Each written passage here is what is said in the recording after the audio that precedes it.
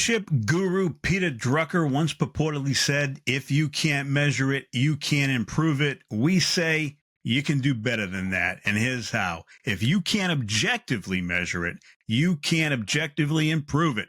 Hello, everyone. I am Kevin Kelly. He is Paul Gerard. We are Gerard & Associates, your national EMS CQI consulting firm. Check us out at the website, www.gerardassociates.com.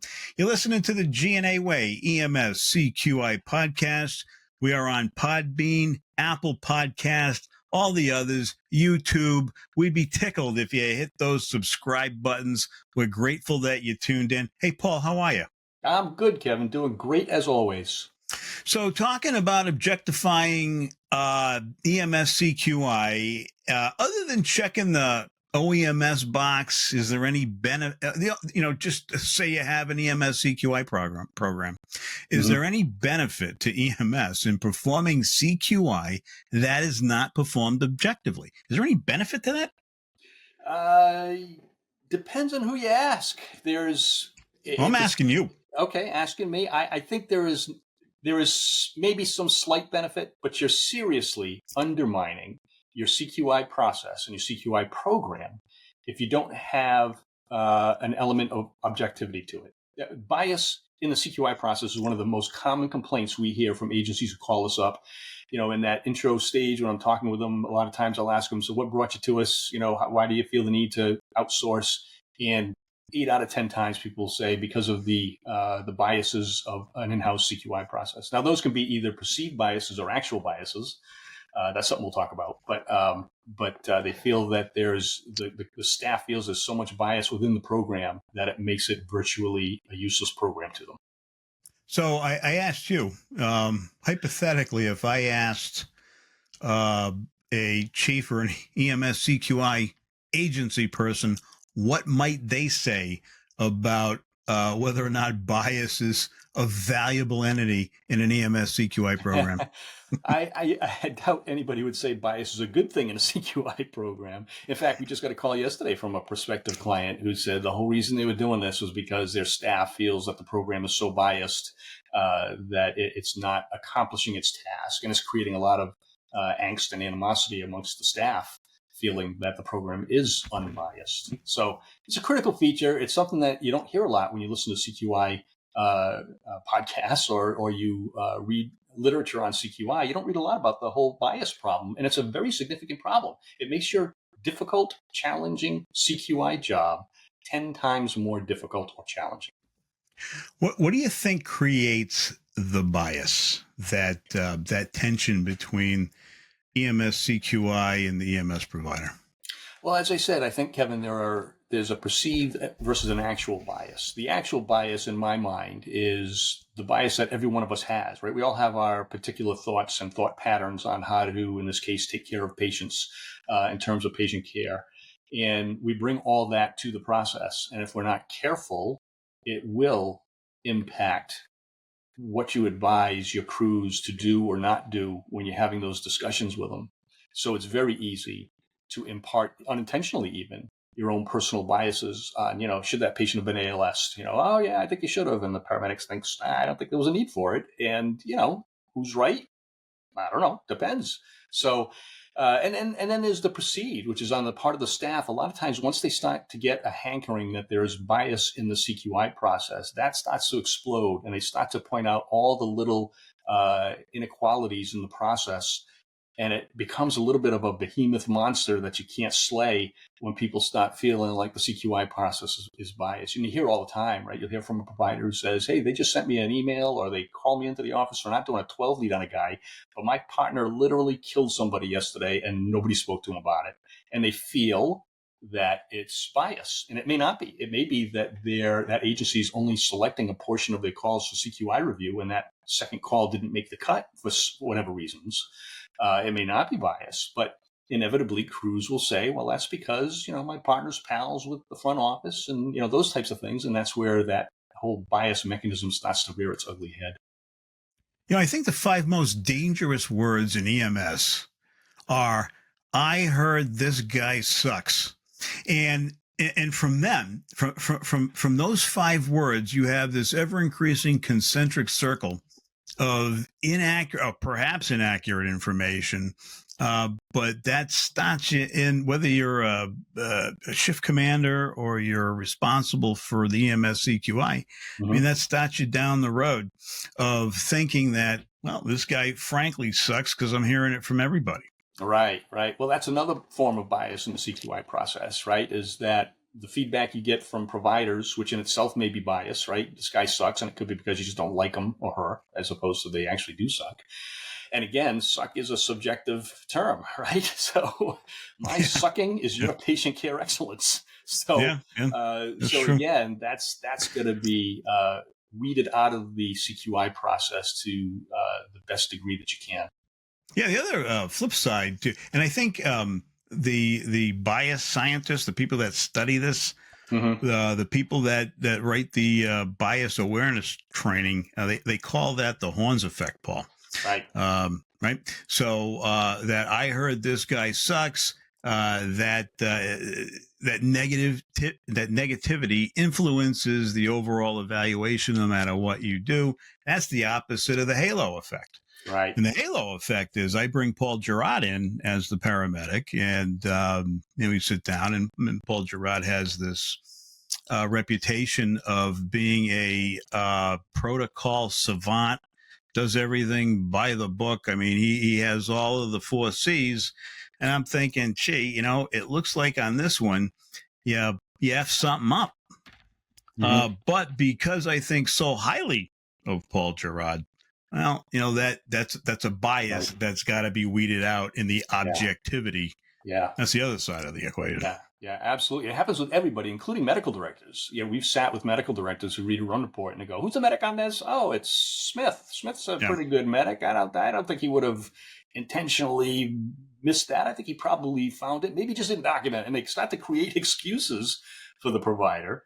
And it's because of that halo effect that you're talking of. And the reverse is also true. If somebody's on the medical director or management or CQI folks' radar, you get the opposite effect as well, right? The Horns effect. So, it's inherent to every system, but there are ways to work that out of your CQI program, and agencies have to be diligent because this is a CQI program killer. Bias in the program or perceived bias by your providers will do such harm to the credibility of the CQI process as to make it virtually not only unmanageable from an effectiveness standpoint, but it actually can cause a great deal of harm within the organization, that this unfairness is allowed to go on and nobody's doing anything about it. People leave organizations because of it. People become who go from being decent employees to bad employees because you see everybody else getting away with it. So there's all sorts of trickle effects, negativity that can occur if that bias or the perceived bias is not mitigated in some form. Yep, you're absolutely right. I see, Paul, I see this bias as, and you've heard my rant about this for 20 years, but workplace injustice, the unfairness of granting somebody special favors or cutting somebody slack when they F up because of where they sit on the totem pole or the Christmas party, winky, winky, naughty, naughty. Right. How do you get rid of that? I mean, you talk about weeding out the bias in the CQI process. Right. So how do you do it? Right. Outside of just completely outsourcing, which is probably in the agencies, the paramedics, the provider, the community's best interest. But if you can't do that, how do you build these bias awareness programs within the organization, and especially within that CQI unit? Yeah, great question. There's all sorts of things you can do. It's important to realize that bias happens along the whole spectrum of CQI activities, and how you mitigate that bias, you have to actually look at each one of those steps along the way and say, how do we prevent bias in that particular function of the CQI process? So, for example, auditing is a big part of the CQI process. We have auditors here at Gerard & Associates. We have all sorts of rules for the auditors. They can't audit any agency that they've worked for. They can't audit any provider who they've worked with. They have to send those calls back, but we don't even give them accounts for agencies that they've ever worked for.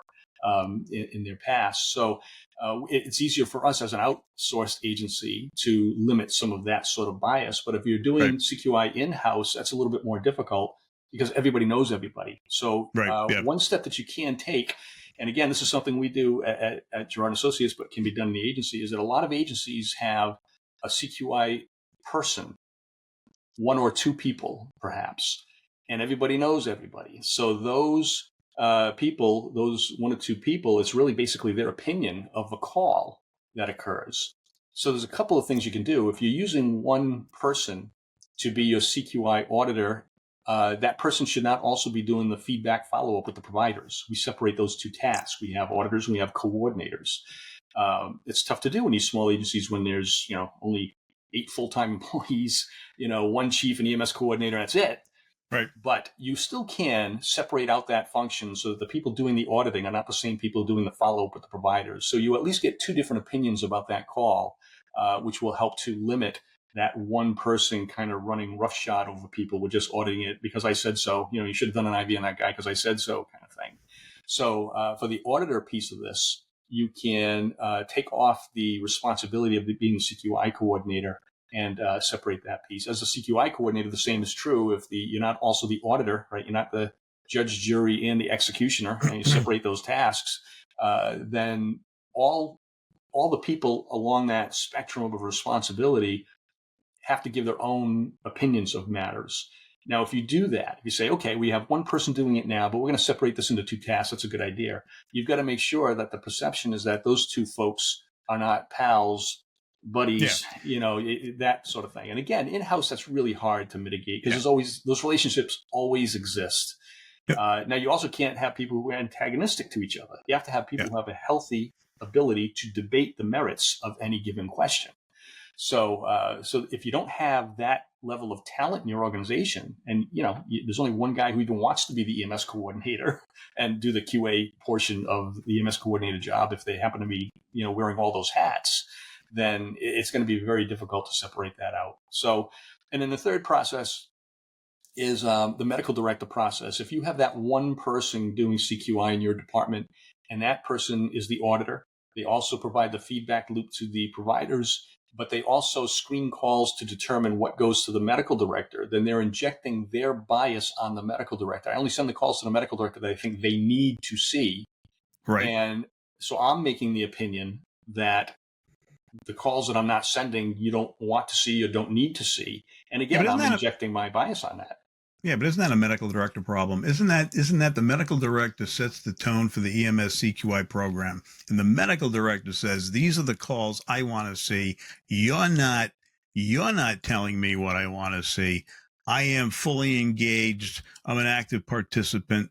And I am ultimately responsible for the care provided by the EMS providers. Therefore, I make the decision. Why is that not the thing? Because it doesn't always happen that way. So first of all, you don't always have active medical directors. You have a lot who are very passive. Just send me calls if there's a real problem. Just send me the real bad stuff and I'll take care of it type of thing. And that's now you're abdicating your responsibility. Medical director. Yeah, and you're leaving it to the agency or the QI coordinator or whatever. The other, though, Kevin, is that you can still inject your own bias. If you have a medical director who says, I want to see all priority 1 calls, after a while, your paramedics know that. So they're going to look at their calls. They're going to say, is there any way we could possibly call this a priority 2 call? Because it doesn't quite meet that threshold, because those thresholds are not always hard and fast, right? They're subjective in and of themselves. Yeah. So that can occur. So, if they have hard and fast rules, right, all PD patients under 18 years of age, that's a little harder to do, but you have to trust that the CQI person is going to actually send them to the medical director. We've worked in systems where we get hired and brought in precisely because that gatekeeper CQI person, even though they had those hard and fast rules of everybody under 18, every cardiac arrest comes to medical direction, they were just not sending them because they didn't want their buddies to get in trouble. There really was bias going on in that particular agency. And they didn't want certain people to get in trouble or certain people to have their calls more critically looked at by the medical director. And so they would just not send them. So do you have checks and balances in your system to make sure that what's supposed to be happening is happening? One of the things that we do, and this is a pearl of wisdom that agencies can do, our auditors, we actually have a senior auditor who every quarter pulls a sampling of an auditor's calls and re-audits them to see if they agree with the initial audit. And that's part of our in-house CQI. Right. So if an auditor is missing things intentionally or unintentionally, there's somebody who's giving it a second pass specifically for the purpose of seeing whether that first pass is truly meeting the criteria and that person's doing their job properly. So again, that can be that's a third position, right? So if you're a small agency with 8 full-timers and a couple of per diems and a chief and an EMS coordinator, and that's your whole chain of command, you need 2 or 3 or 4 people in order to get as much of the bias out of the CQI process as possible in order to make it more effective. And that's a challenge for people. Yeah, it must be a challenge also in-house to make sure that you're holding everybody accountable in the same way, right, to the same standard. Right. And at the very least, organizations who want to plug the holes in the risk management Swiss cheese ought to be having some kind of outside organization come in and audit at least to that level. To ensure consistency across the board. Right. Yeah, that's not a bad idea. If you can't afford to bring in an outsourced CQI process in its totality and have someone just come in and do the CQI, it's not a bad idea to do a spot check once a year and say, hey, here's a couple hundred calls.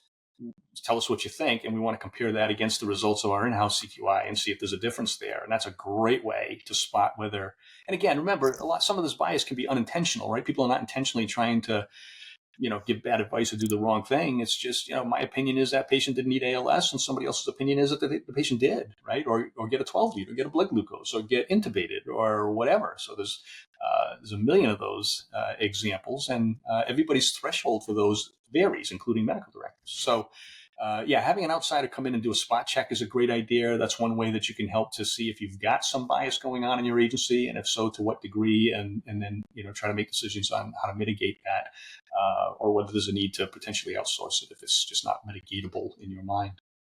Yeah, always and continuously risk assess the process. Mm-hmm. I mean, you got to bring somebody in from the outside just to make sure at some point that you're operating with consistency across the process. If you don't end up operating with consistency across the process, that's a state regulatory issue, number one.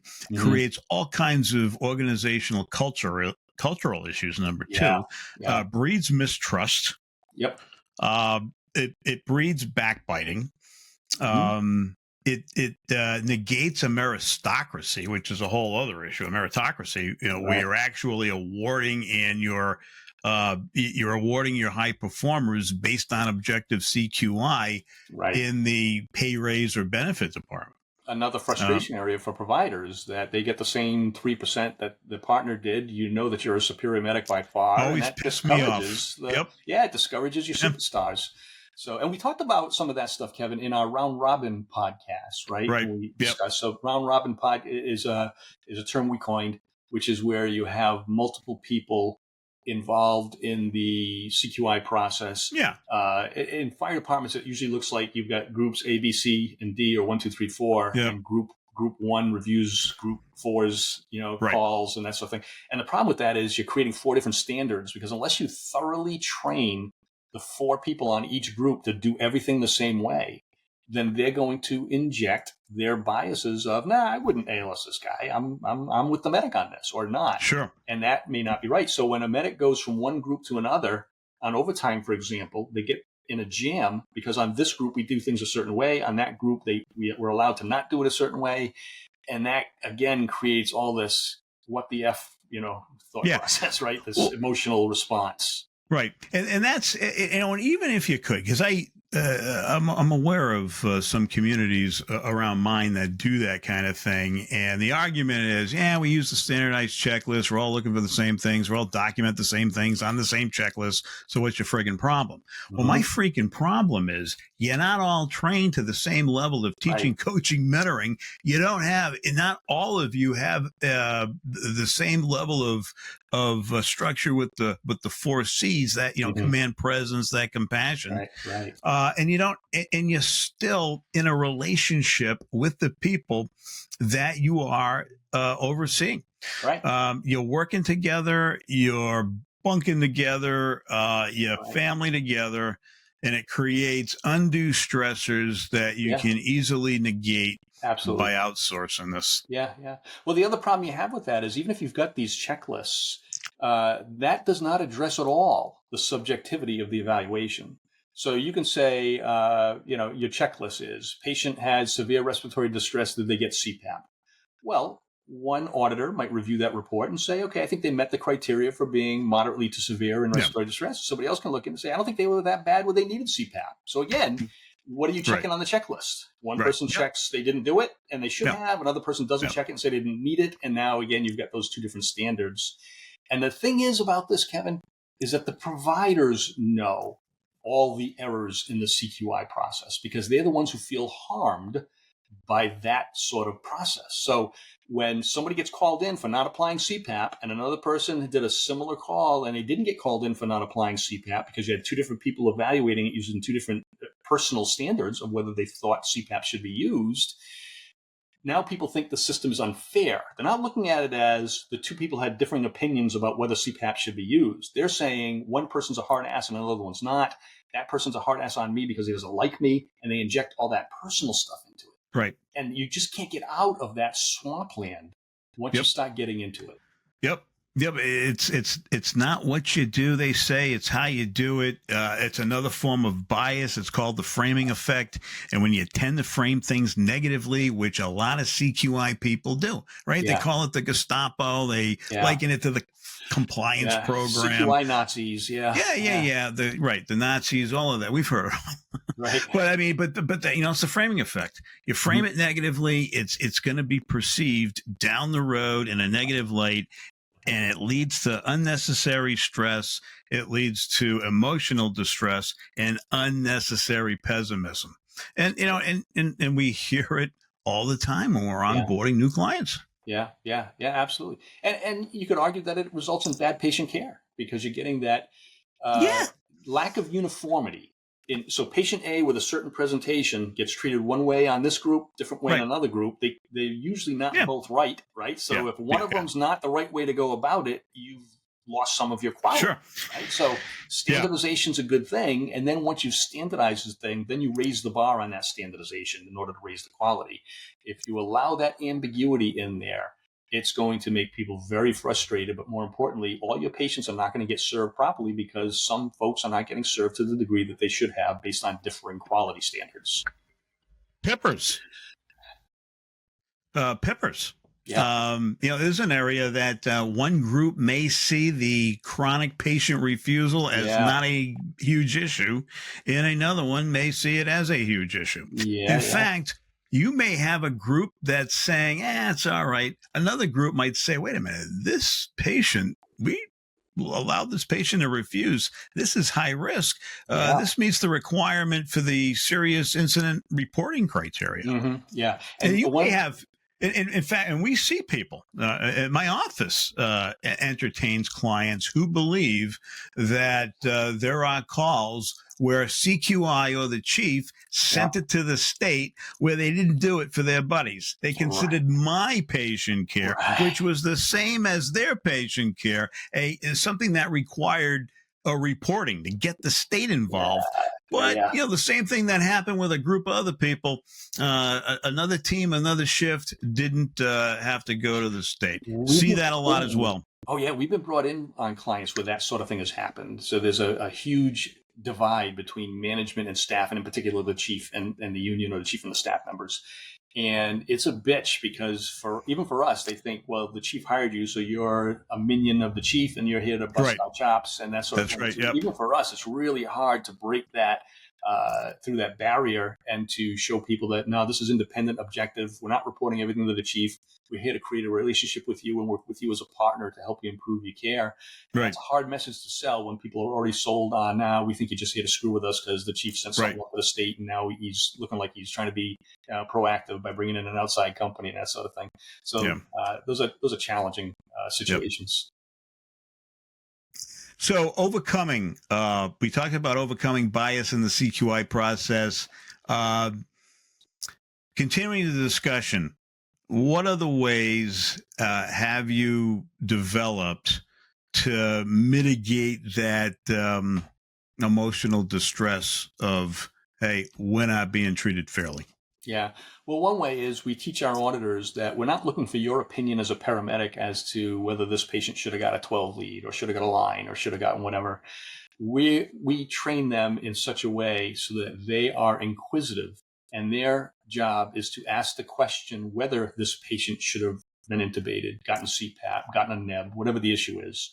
So if a reasonable argument could be made that this patient should have been ALS, it doesn't matter if you think your personal opinion as a paramedic is that they don't need it or they should have gotten it. We try to kind of train that out of them, and train them to say, if a reasonable person can make the argument that they should have done X when they didn't do X, ask that question and let the CQI process figure out if that's a true answer. Now, remember, the auditor is solely the first pass audit. They're not involved in the whole rest of the CQI process, right? Yeah. They just do the audit.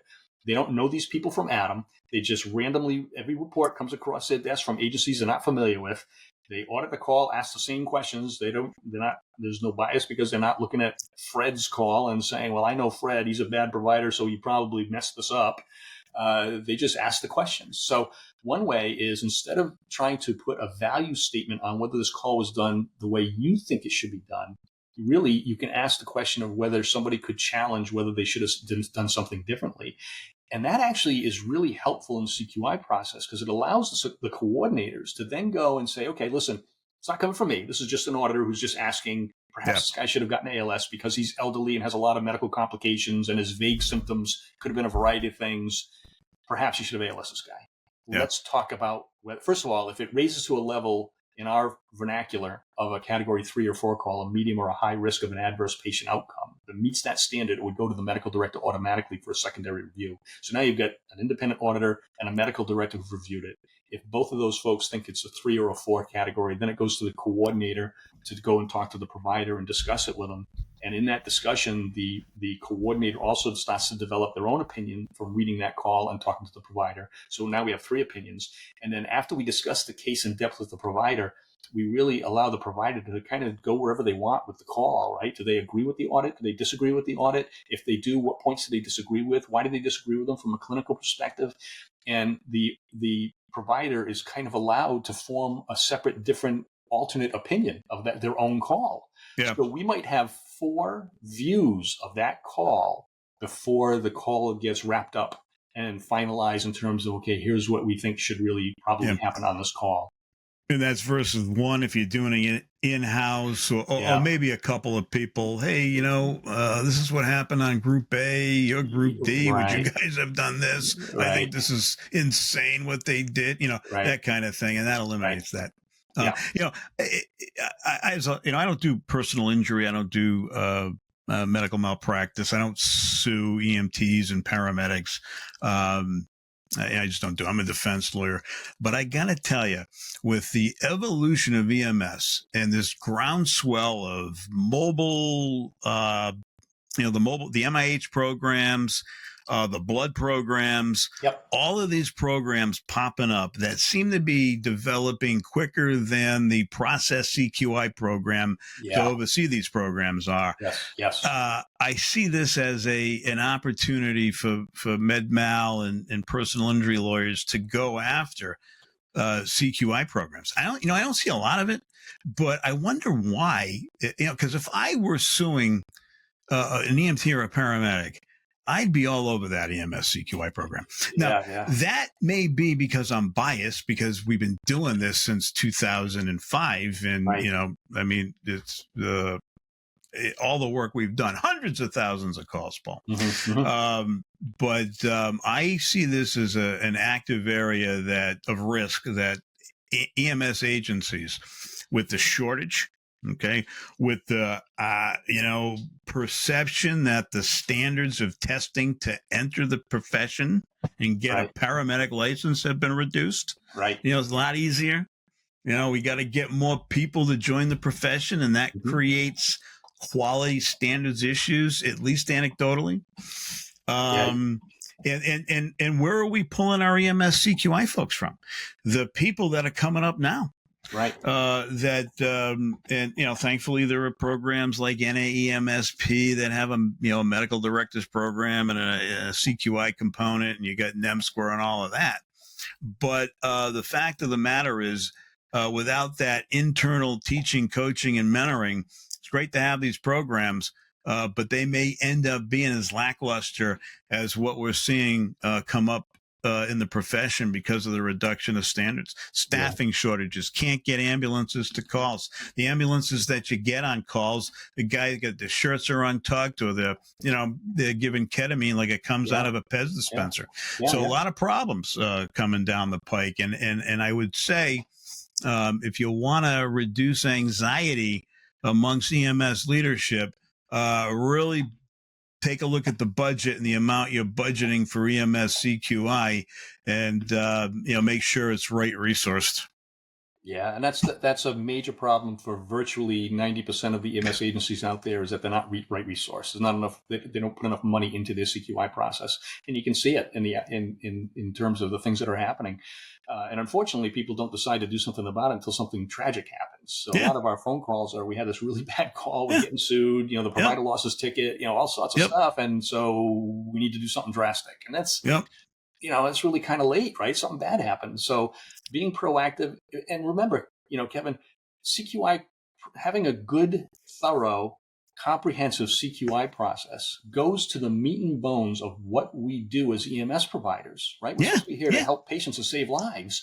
And if you can't prove objectively that you are in fact saving lives, that's a huge risk area. And you see it all the time. Just watch, the local cable news network, where every time a fire chief or an EMS manager goes before the town council begging for money for new monitors, they use we save lives, we can save more lives if I can just buy these new, better monitors. But nobody ever asks whether that's a true statement or not, right? Nobody ever says, well, are you saving lives now? Really? Nobody wants to get into that. And it's uncomfortable, and I get it. But CQI can go a long way in helping you sleep at night, knowing that your service does, in fact, provide high quality care. And you can use that data to support your argument when you go before that town council for the new cardiac monitor, especially if you've got an outside independent agency, because now there's no bias, right? It always feels a lot better to those agencies when you go to them and say, we need resources or whatever, to say that we have an outside agency that does our CQI for us, and they're telling us to do. That's the whole thing behind any of these accreditation processes, CAS. You're going and saying somebody objective came in and looked at us and said, we're doing a pretty good job here.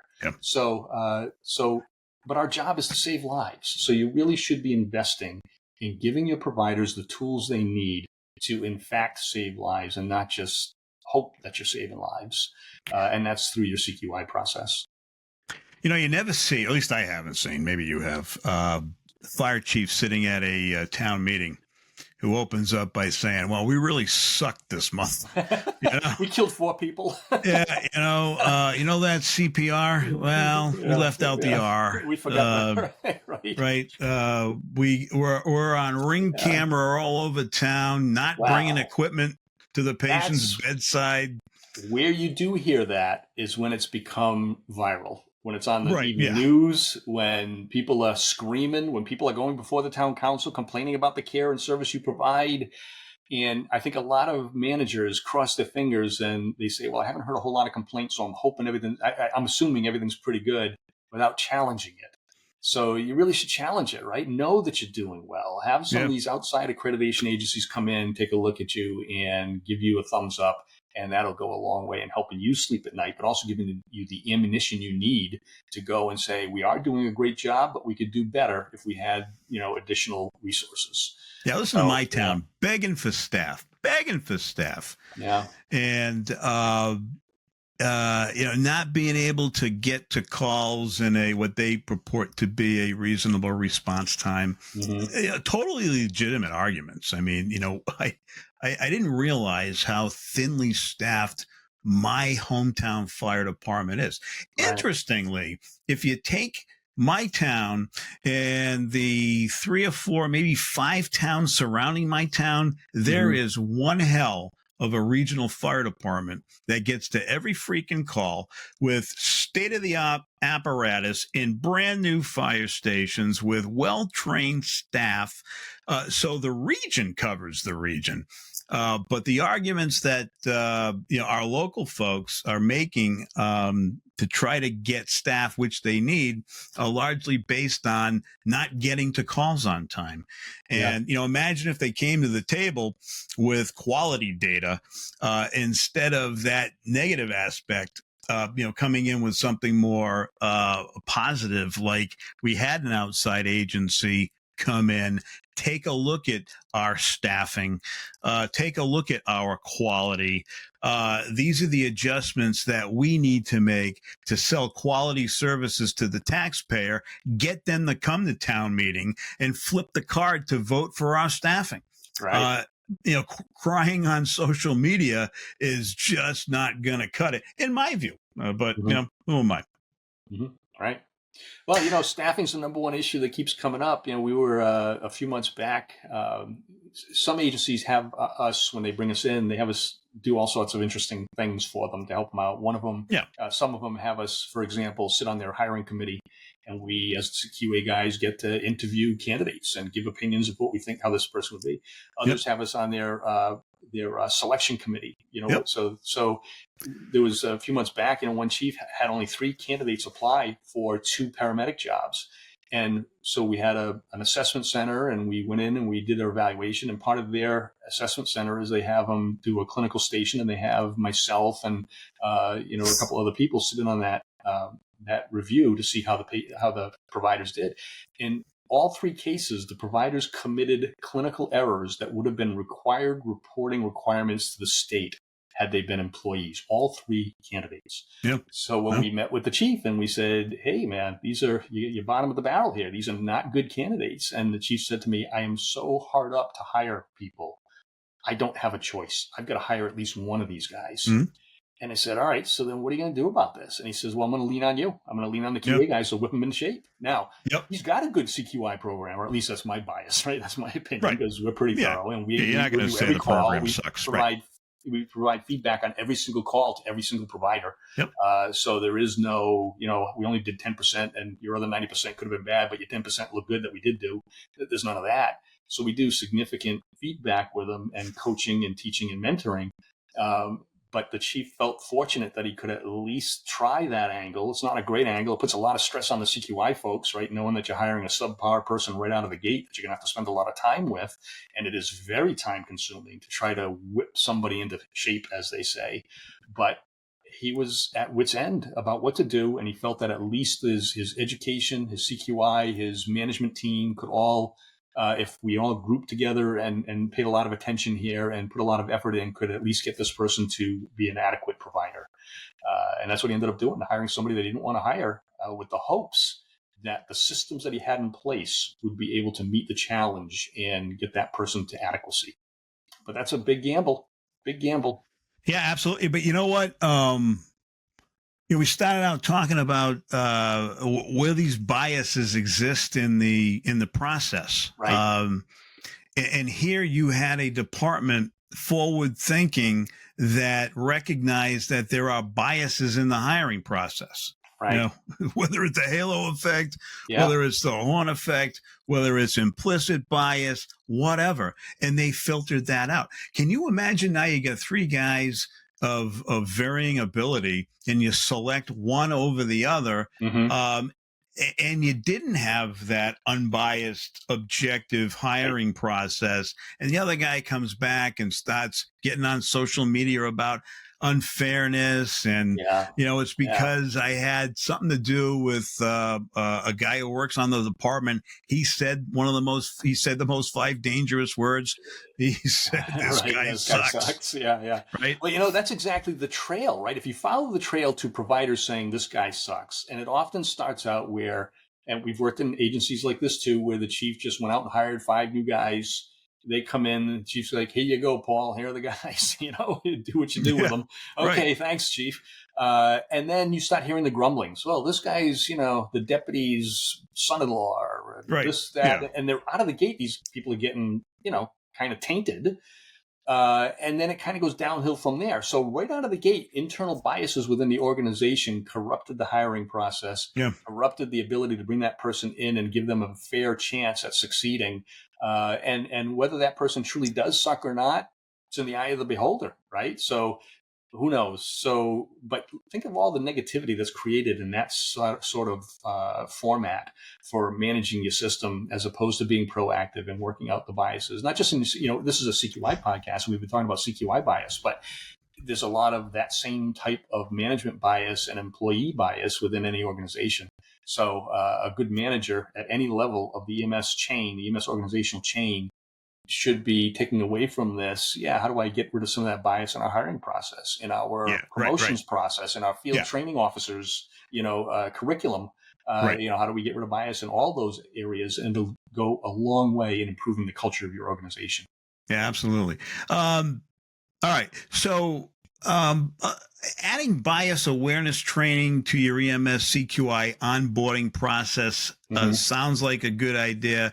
Adding it to your EMS CQI committee and refreshing it every year sounds like a good idea. To wrap this up, what's the parting message about weeding out bias in EMS CQI and EMS agencies? If you think that your organization doesn't have any, you're dead wrong. Dead wrong. There's not an agency that exists doesn't have some sort of internal biases. It's human nature. So what are you going to do about it? If you've not thought about it in the past, how to deal with something. And if you look now on some of the complaints and problems that you have with your organization, if you're an EMS manager or a CQI person, maybe reframing it in terms of, is this a bias issue, might help you to understand the problem a little better so that you can come up with ways to solve it. So we need to take this whole issue of bias seriously in how we manage EMS organizations as a whole. In the CQI process, it can be the death knell for good quality patient care if there's perceived bias or certainly actual bias. There are ways you can mitigate that, even if you're doing it in-house and you can't afford or don't want to outsource. There are ways you can do that. You can standardize your training, split up job tasks among different people, monitor those people and check those people, and have evaluation for those people that are doing the right job so that you can spot any bias amongst that crew of people that you've got involved. So there's a bunch of different ways. And the same with your medical director. If you perceive bias on the part of your medical director, you're going to have that conversation with them as well, because that happens on occasion as well. And it's frustrating to managers when they think there's a legitimate medical problem. They bring it to the attention of the medical director. The medical director likes the provider or doesn't like the provider. And so the perception is that the medical director's actions are based on that as opposed to real, clinical issues. It's always difficult to spot your own bias. So keep that in mind too, right? Everybody thinks they're doing things for the right reason. Be a little harder on yourself, right? Be a little bit more objective with yourself and say whether this is a bias here, that I don't like this provider, or maybe that's why I'm feeling the way I'm feeling about them. And maybe I should have somebody else take a look at this and give me an objective opinion, someone I trust and someone who's not afraid to tell me that they don't agree with me. So a lot of actions can be taken by individuals to try to weed as much of that out of the process as possible. That's actually a great point.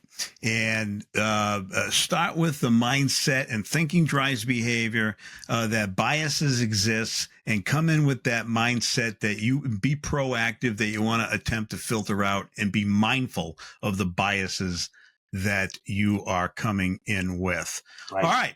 Are we good to wrap up, Paul? We are good to wrap up. All right. So this wraps up the episode on why bias sucks in EMS. The G&A Way EMS CQI podcast. We hope you gain valuable insights into the role of objective EMS CQI audits and their impact on pre-hospital care. Remember, an objective EMS CQI audit is more than just a procedural necessity. It's a vital practice that ensures consistent, high-quality patient care, reduces risk, ultimately saves lives. Check us out at www.gerardosoch.com for more resources on EMS CQI. Don't forget to hit the subscribe button. We're on Podbean, Apple Podcast, all of that. Hey, for those that tuned in, thanks so much. Stay safe, stay engaged. Let's make a difference together. Godspeed. See you soon, everybody. On 5.